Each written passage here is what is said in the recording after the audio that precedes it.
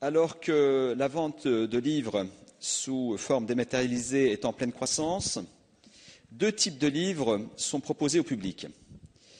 Les livres en système fermé, proposés par les acteurs historiques qui ont trouvé là le moyen de verrouiller leurs clients.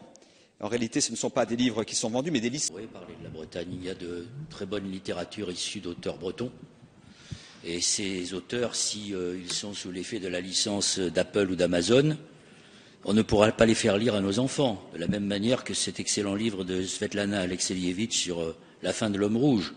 Si je veux demain qu'un autre puisse le lire et s'il est sous une licence fermée, alors il n'aura pas la possibilité de découvrir cet auteur qui nous a informé de l'ampleur des conséquences de Tchernobyl avec un excellent livre qui s'appelait La supplication.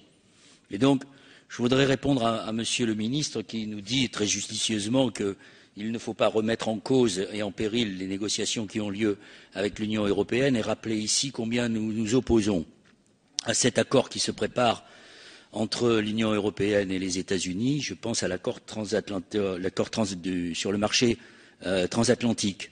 Nous avons, paraît-il, sauvé l'exception culturelle.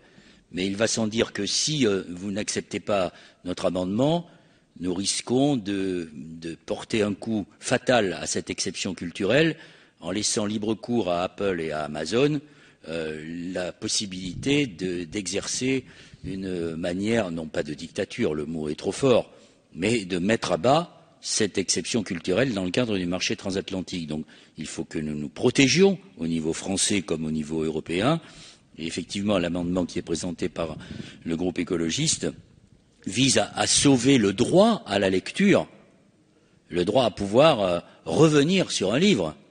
Nous sommes nombreux, sans doute, ici dans cet hémicycle, à avoir apprécié des auteurs sur lesquels nous avons besoin de revenir.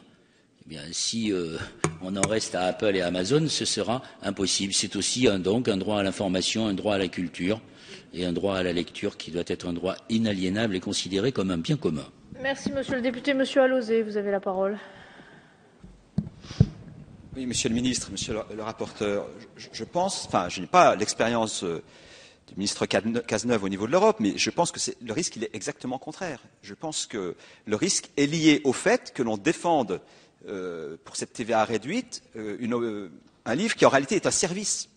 C'est ça. Et on risque d'entraîner le livre électronique ouvert dans cette mésaventure parce que l'autre sera considéré uniquement comme un service.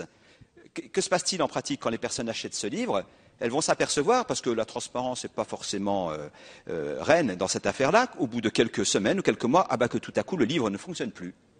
Et elles vont s'apercevoir qu'il y a une licence, et qu'en plus cette licence, il va falloir qu'elles la rachètent au même distributeur, opérateur que celui auquel elles l'ont acheté sans aucune marge de manœuvre. C'est ça la réalité. Et je pense que le risque d'écarter notre livre électronique, il est lié au fait de ne pas dissocier les deux types de livres, justement.